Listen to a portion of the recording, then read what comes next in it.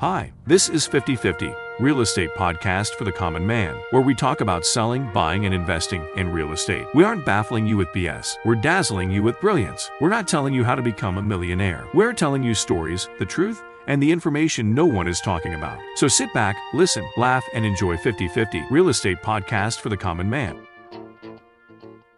Hey everybody, JD here. Hope you're looking good and feeling fine. Hope you had a good week. Hey, I haven't been talking to you too much about real estate because there hasn't been really much to talk about. So now I thought I'd give you an update on what's going on in the real estate market. It's some of the things I see in the future. If you've listened to my podcasts over the past year, you noticed last year I predicted exactly what was going to happen this year. So nothing really new to talk to you about, but we're going to cover a few talking points here, kind of tell you what's going to go on in the future so you can kind of protect yourself at all times and kind of watch some of the things coming.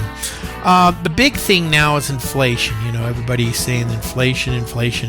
I kind of predicted that last year. You know, you got a lot of people buying things with stimulus money, bonus money, so on and so forth, while they just kept raising the prices. Also with inflation, we're looking at 8.5% inflation. But what's happening is when they started going, we want more for minimum wage, I indicated last year that, well, that's great. But if I'm a pizza owner and I have to pay my employee from $10 to $15 an hour, I'm just going to raise my pizza to, $15. So now the $15 raise that you got doesn't buy any more of a pizza than what you did when you had $10. And that's what happened to inflation. You had all these people, they all got these raises and they all thought they were entitled to more money. And then the owners just raised their prices. So like I said, your money doesn't buy you any more than it did last year because the prices went up. To pay you more, they just have to charge more. So you seeing that a lot. Interest rates did rise, and I told you last year that they were going to probably see 6-7%, and I pretty much hit it right on the nose, which really drops the buying power of a lot of people. Nobody's really buying. The market's pretty much dead. There's a lot of homes I see just sitting there for a month, 2 months, 3 months. And what's interesting is you got a lot of sellers who really aren't with the market. You got real estate agents who just haven't kept up with the market, and they're listing their homes as if it was a year ago, 750, and they're not even close to worth that. But like I said, that bubble the past 3 years was really deceiving, really deceiving, and we'll cover that later on. What you're going to see to kind of lower a lot of the businesses' expenses is a lot of layoffs. Probably October, November, you're going to see a lot of layoffs. And the traditional is usually when people lay off, they always lay off in October, November. The reason for that is they don't want people to go through the holiday season, run up a lot of debt, and then come back and realize they don't have a job. So usually I always tell people if you're going to get laid off, it's going to be this month or next month. Hopefully you won't. There's going to be a lot of layoffs in the construction business. You're going to see a ton of people in construction, roofers, plumbers, framers, a lot of landscapers.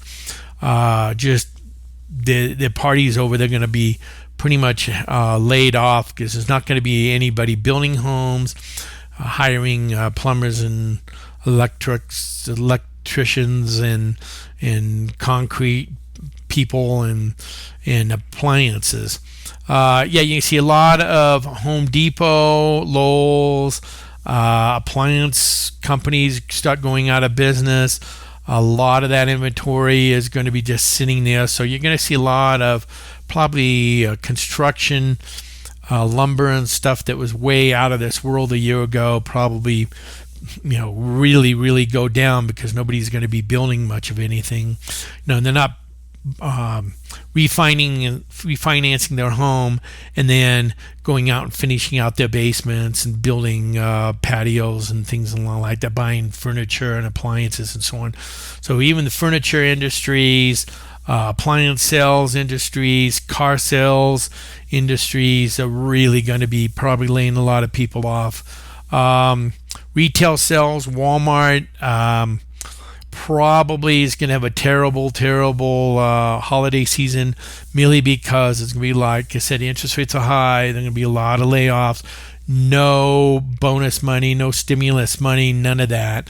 So that's probably going to be seen this Christmas. You're going to see probably a lot of just get it out the door and get rid of it, try to recoup cost. As a matter of fact, there are probably a lot of retail companies and furniture companies and appliance companies are probably just going to sell a lot of stuff at cost. You're also seeing a lot of people living off their credit cards now. You know, the little stimulus money bank account is dried up, and now you're seeing a lot of credit cards being maxed out. Go to your local grocery store and just look around and see how many people buy in cash or check. It's always credit cards, which means they can't even afford groceries. So if they can't afford groceries and they're putting a lot on credit cards, you're going to see that they're just not going to go out and stop buying big things. Probably, you know, it's much easier to go, hey, I need groceries to feed my family. Let's put $200 on my credit card, and then when the credit card company comes and my bill comes, I have to pay $10 a month until I get back on my feet, but my family's eating, then going out and buying cars and appliances and things like that, and then overmaxing themselves to a point that they just can't pay anything off. Mortgage companies, if you go in, the interest rates are 6.5%, about 7% now, and that's really deceiving. It's really deceiving when because you don't hear too much, or you haven't heard too much the past 5-6 years of points. And a lot of times when you call up mortgage companies, they'll say 6.5. What's your interest rates right now? 6.5. And you don't really say, well, how many points is that? You might get 6.5 at 2 points, and people say, well, what is that? Or you don't even know what they're talking about, so you go on. Well, what that is let's say the interest rates are 7%, but you want a 6.5%. Well, when they say 6.5 at 2 points, that means you're paying 2% up front to get a 6.5%, but they're still yielding 7%.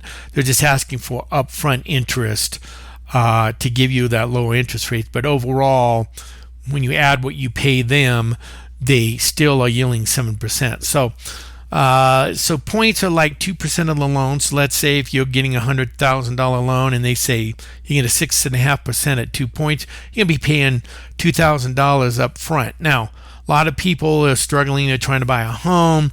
They usually will ask the seller to pay the points. Now, sellers aren't really familiar with points because, you know, they were getting cash offers $20,000, $30,000, $40,000 above, you know, as is, and no closing costs and so on. Now the sellers are going to get points. They want you to pay closing costs. They'll want probably even a lower price. So there's going to be a lot of negotiations over the coming years on homes. The thing that I see really interesting is that sellers still have their prices pretty high, and we'll kind of cover that. Rents are probably going to be going down. Rents, people are like, rents were going to go high because if interest rates go high, people won't be able to buy a home. They'll start going into renting. Well, what I'm seeing is a lot of people aren't renting. They're just staying with their parents, or they're doubling up on rents, or they're doing what house hacks, where they're renting a house and one family's living upstairs and the other family's living downstairs. Or if they're single, younger people, they're all doing room hacks where somebody buys the home or somebody's renting the home out, and they're saying, hey, for $300 or $500 a month, we'll let you rent a room, and everybody shares the house. So they're doing a lot of those house hacks now. So where there used to be maybe 4 people who are renting 4 apartments, now they're just renting a house and just renting out the room. So that's kind of what's happening. So you're going to see a lot of corporations who are building thousands and thousands of these apartments, and they're going to be finished, are going to stop giving rental decreases, or you're going to see sign a year's lease, get 2 months for free, or sign a year's lease, get 1 month free, or something along that lines, which still isn't going to be a great deal, but still it's much better than what it used to be when there was no deals out there. I always say that start looking, if your lease is up, start shopping around, because there's going to be a lot of deals out there from a lot of apartments being built that they need to fill those to start covering their costs. Mom, pa houses too. You got these people who are, let's get rich in real estate, buy a house, rent it out. They're not going to be able to cover their rents because they purchase these way overpriced homes, and they were thinking, wow, I can really get a good rental income, and that might not happen, which means back, let's say they had a big pension, good investment, but they were only getting maybe 0.1%, 2%, maybe if that, on their interest at the bank. They pulled a lot of that out. They said, hey, I'm going to buy a home, rent it, and I'm going to get 10 to 15% interest rate on my money. Well, that isn't going to happen, so they're going to be stuck with a lot of vacant homes, and they're just going to say, hey, we'll rent this out to whoever we can just to hopefully cover our payments. They might not even make a profit. They're just going to try to keep their head afloat until maybe they find an opportunity to just sell the homes. So there might be a lot of investors out there dumping their homes at the beginning of the year because they just can't get the rents that they thought they would. Home prices are going down a little bit. Real deceiving on this. Really deceiving. In my area, you'll see homes that are priced the way they were a year ago, and you just shake your head and go, that's like 100, 200,000 overpriced. And they'll list a home at what it was last year. Nobody gets any bites, no showings, nothing, and then they'll lower it $10,000, $20,000, $30,000. And it seems like, wow, look at this deal. These realtors still, they're young, they haven't been in a depressed market, and they say, wow, look at this. It was worth $700,000 5 months ago. Wow, this house is really, really a great deal. You're saving $50,000. They're only asking $650,000. No, still way, way, way, way overpriced. And I'm going to go through a little bit on how to determine what a really good price is. But we'll talk about that a little bit so I can show you kind of what a really good price is. It's going to take a while for this housing market to come down to a realistic housing market where you feel comfortable, and I feel comfortable to start telling people to buy again. But like I said, the sellers really aren't up to date. So when they want to list their homes, they look at prices that are 6 months ago, and they list their homes $725, $450, whatever, and then they're not getting any showings, no offers, no nothing. And then, like I said, they lower the price $20,000, $30,000, $40,000, $50,000, and they're still $150,000, $200,000 overpriced. So don't be deceived when you're out and you see price deductions, and you go, wow, look at this. This was $750. I can get this for $700 now. No, it's still way, way overpriced, and you're just buying an overinflated property. And that's the thing. The past 3-4 years, you just got to wipe all those prices away when you're doing a market analysis, and do a market analysis of what those houses were selling for about 3 years ago, and then determine that would be what the good deal is. And I'll cover what I mean by that in a little bit later. You're going to see a lot of bank foreclosures coming soon. There's a big pile of bank foreclosures, evictions, things along that line that's coming. So keep track of bank foreclosures. But the thing with bank foreclosures, I think it's going to be the same thing. You're going to get these overinflated, really, really high homes that were bought in the past 3 or 4 years, and then the bank foreclosures, and then they try to sell them at $50,000-$60,000 less than what the loan was, and they're still going to be way, way, way overinflated. So even these bank foreclosures, they're going to be sitting on the market for quite some time unless they really lower the price. The government is going to be selling a lot of mortgage-backed securities, and boy, those are garbage loans. I can tell you that. And let me tell you, when the pandemic hit, they were telling all the banks, do as many loans as you possibly can, and we'll buy them.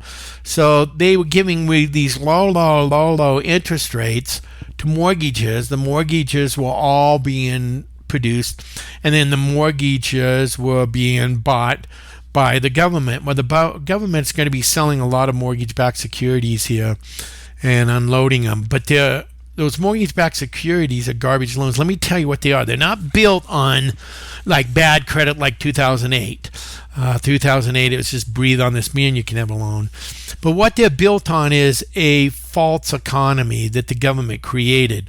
So those loans that are $750,000 loans are based on a secured with overpriced homes. So if these people ever get into trouble when the market collapses, and a lot of people lose their jobs over the coming years and so on, and they walk away from those homes, all those mortgages on the homes are just going to all default because they won't be able to sell them. Well, if the government who has these mortgages all sell them to investors and foreign investors and so on and so forth, they're going to be stuck with these mortgages that just all fall apart, and it's going to happen just like 2008, but in a different case. 2008 was just bad loans.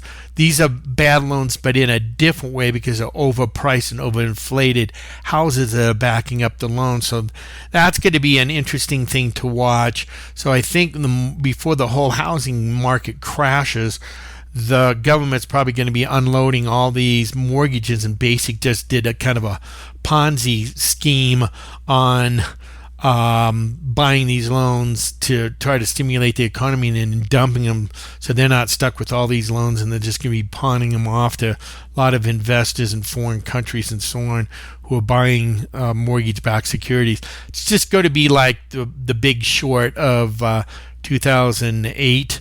Almost the same, but just in a different way, because these are backed by good mortgages, which FICO scores 700, 750, 800.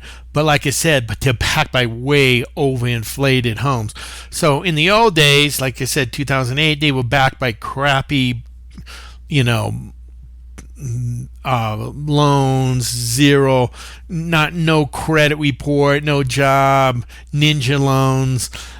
They call them no job, no income, no verification, things like that. These, in another case, you have really good qualified buyers, but now they're backed up by crappy overinflated homes. So that's what's going to be happening there. To kind of wrap this up, people always say, well, then what makes a good deal, John? I mean, what should we watch? And JD, on how do we know when a house should be bought and what's a good deal? Well, here's what I always tell people. Forget the past 3 years. Wipe it out as if nothing even existed. Like there was never a pandemic or anything. And here's what I think a really good deal is. It's going to take a while before you're going to start seeing really good deals, because the prices are going to be dropping, and it'll give you the impression that, wow, look at this. It was a it was a $500,000 home, and now they're down to $450,000. No, that's still way, way, way overpriced. So like I said, you have to wipe out the past 3 years and go back to 2019 before all this nonsense hits. And let's say, we're just going to use an example. Let's say a house was $400,000 back then. Now, on a normal real estate market, ever since I've been selling for 35 years, the housing market usually goes up 3 to 5% on a good market. Yeah, we had an overinflated market of 15 to 20%. That's, like I said, wipe that out. That was like a bad dream. Forget about that. If that's on your dry board, just get your eraser and wipe all those 3 years out, because you're not going by that, because it was just a fake economy, fake stimulus money, fake housing market. Everything was fake. It was all smoke and mirrors. So let's look at a home in 2019.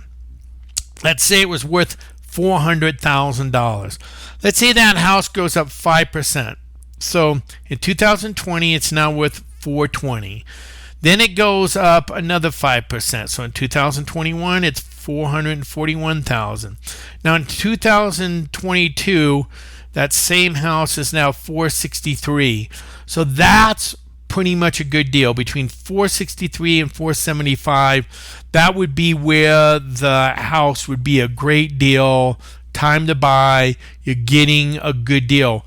But it's going to take a lot longer, because these sellers pretty much won't be able to afford to go that low because they've bought it. But they're just going to be walking away from their homes. There's going to be a lot of foreclosures, like I said. But then these banks are going to be stuck with these high overinflated loans, and they're going to have to be lowering their prices to that. And who knows how long that takes, because banks don't want to take a loss, but that's the only way they're going to be selling these. And there's probably going to be a lot of deals out there, because a lot of people didn't sell and they bought their homes 20 years ago, so they still have quite a lot of equity, and they might be, like I said, they'll be pricing their homes of what they should be in the non-pandemic year, and there's still going to be some really good value out there over the coming years. But like I said, in order to look at what is a good deal, you just got to go back to what they were selling before 2019, add 5-6%, and add that to, and that would be where the house should be listed and sold by. So that's pretty much it. I hope you gained a lot of information, because the main thing I've been hearing is, John, when should we buy and what makes a good deal? And I always tell my people, just get that price of what that home sold in 2019, add 5 to 6% on it, and that's where that housing market should be. So just wait it out. Like I said, see what the homes are doing. Like I said, they are slowly lowering the price, but they're still, even at the lower price, when I look at them, they're still $150,000, $200,000 over what they're asking. So I don't think it's going to change into a seller's market here very soon. I think it's going to be a buyer's market for probably the next, I'm going to say 5 years, because it's going to take 5 years before all the people walk away from these high inflated homes. The mortgage companies selling for bank foreclosures, and then the prices start going down to a realistic price, and then the interest rates start going down, and so on and so forth. But it's not going to be soon. It's just that the sellers can't afford to sell at what the homes are really worth, because they bought them way overinflated. So they're stuck there. So it's basically maybe a lot of short payoffs, things along that line. So they're just going to stay there. And like I said, and they're just going to wait it out. But if you are a buyer or a renter, I just say wait it out, because you're going to see a lot of rents start coming down the next 6 months. A lot of housing starting to come down, and so on. But you don't know. I mean, not to scare you, but you might not even have a job at the end of the year, because like I said, You're going to see if you're in construction or mortgage or retail sales or appliance sales or car sales, anything that has to do with real estate or mortgages, your job is really on the line. Okay, guys, hopefully that gave you some good insight. I thank you very much for your time, and I wish you well. Hopefully I'll talk to you in the future. Bye for now. Take care. We hope you enjoyed the show, Real Estate for the Common Man. Please follow us or subscribe. Tell your friends, neighbors, relatives, and coworkers about us. We're on all your major podcast apps: Amazon, Apple Podcast, Google Podcast, Spotify, Stitcher, YouTube, iHeartRadio, and iTunes. If you can't remember all that, just Google it, or have your friends Google Real Estate for the Common Man, and it will come up. Again, we thank you very much for your time, and hopefully you enjoyed the show. Hey, if you live in Colorado Springs and want to buy or sell a home, you can look us up at soldrealestatecompany.com as in I sold a home. Again, thank you very much. Have a very good week, and we'll see you next Monday. Bye for now.